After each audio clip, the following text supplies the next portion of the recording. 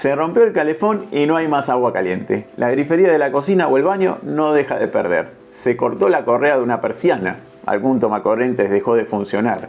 Esto y un sinfín de cosas pueden suceder en un contrato de alquiler. Pero ¿a quién le corresponde pagar estas reparaciones? ¿Al inquilino o al propietario? Hay pocas cosas que pueden afectar la relación locativa entre dueño e inquilino en un contrato. Puede ser el incumplimiento o demora en el pago del alquiler, la falta de pago de los servicios, en su defecto, las reparaciones, que suele ser el tema que con más probabilidad se puede dar y generar una disyuntiva entre las partes.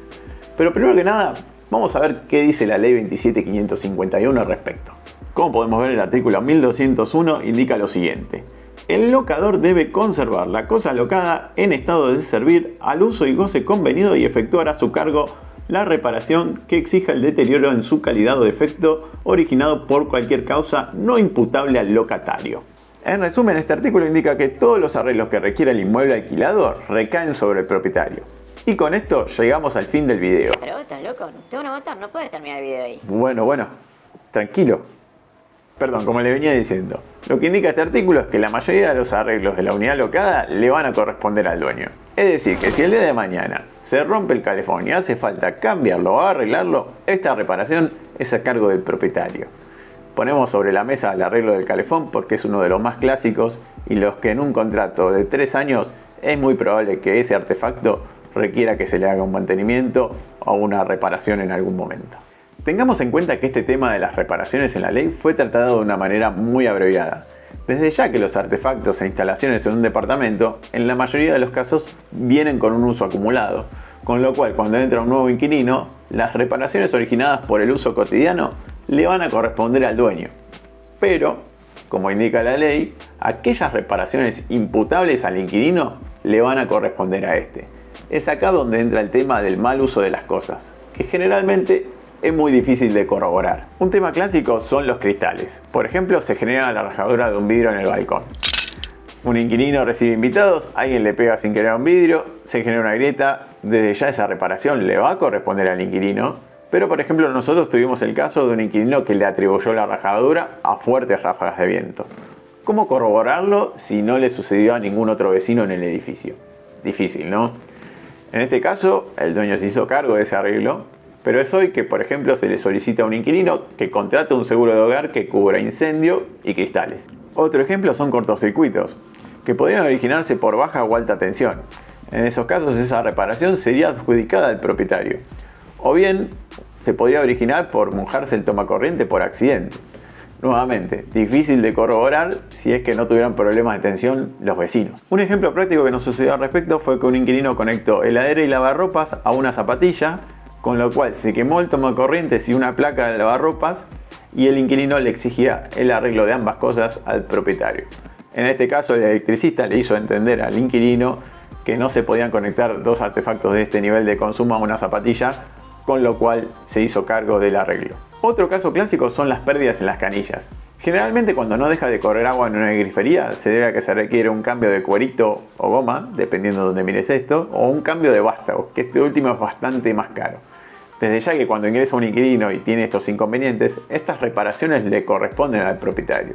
La disyuntiva puede surgir cuando se requiere estas reparaciones reiteradas veces, como por ejemplo el cambio de un cuerito, que desde nuestro punto de vista no debiese atribuirse esta reparación al propietario si es que ya lo hizo una vez.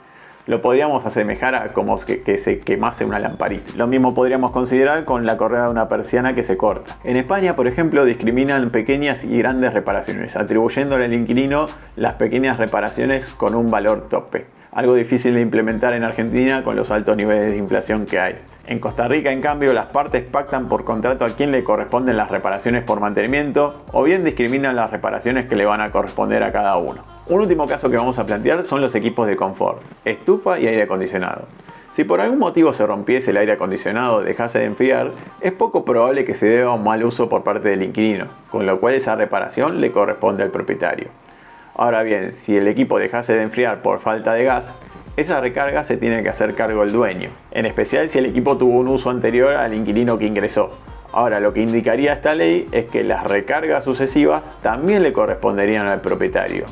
Con lo cual aquí vemos algunas aristas que haría falta limar en el artículo, ya que básicamente a un propietario le terminaría conviniendo no equipar la unidad, en especial si va a ser un alquiler regular de 3 años. Para el caso de las estufas aplica lo mismo, una limpieza de piloto, un cambio de termocupla o chispero, en la mayoría de los casos le va a corresponder al propietario. Eso no quita que el gasista que vaya a hacer el arreglo pueda determinar qué fue lo que causó el inconveniente.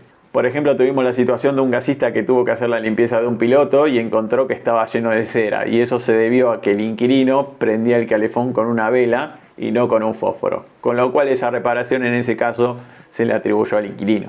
Este artículo de las reparaciones también hace referencia al carácter de urgencia de las mismas. Por ejemplo, si un propietario no diera una solución a una reparación urgente dentro de las 24 horas, el inquilino podría realizar este arreglo a cargo del dueño por su cuenta. Lo mismo sucede si la reparación no fuese urgente, en ese caso el propietario cuenta con 10 días para dar una solución, o si no, el inquilino puede hacer ese arreglo a cargo del dueño también. Lo que no indica este artículo es que se toma como una urgencia y que no. Desde nuestro punto de vista, la falta de cualquier servicio, ya sea luz, agua o gas, la consideramos como una reparación urgente en tanto el propietario pueda hacer el arreglo por su cuenta y no haya responsabilidad de las empresas que provean el servicio. Lo mismo si hubiese una pérdida de gas o agua. Pero por ejemplo, un caso que nos sucedió fue que un inquilino atribuyó como urgente una pequeña pérdida debajo de una bacha de cocina, no dándole el tiempo suficiente al propietario de enviar un plomero de su confianza. En otra ocasión, el inquilino llegó a su casa y se le trabó la cerradura de entrada al departamento, con lo cual contactó a un cerrajero sin notificar al propietario del inconveniente, amparado en la urgencia. Desde ya estos casos son de urgencia, pero lo que se destaca siempre es la comunicación entre las partes, y en este caso el cerrajero no logró determinar la causa del bloqueo de la cerradura y el propietario se hizo cargo de este arreglo a pesar de no haber sido notificado. Hasta acá el video de la fecha. Si sos inquilino o propietario y tenés o tuviste una reparación cuestionable, podés comentarla acá abajo y como siempre no olvides darle like y suscribirte al canal. Nos vemos en el próximo video.